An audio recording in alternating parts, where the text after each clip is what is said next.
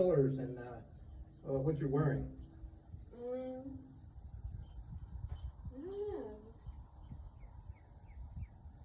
It's good color, shiny.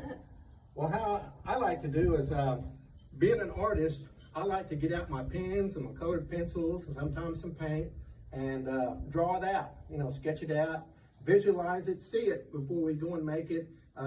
There I can be able to alter and design, you know, the tops and the bottoms. And then there was a time, and as a family, we chose to all use the same color because, you know, being a family unit, we go somewhere, we know, we see those colors, we can find one another pretty quick. But what about your beadwork? What color is your background on this? Probably a coral. Coral? Orange coral.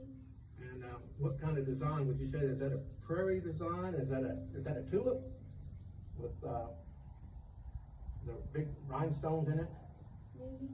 See, we like bling in our dance stuff. You know, that shine.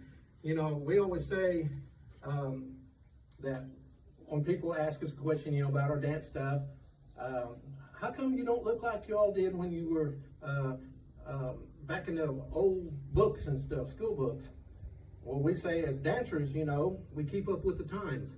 You know, we have an array of different types of fabrics and who made your stuff?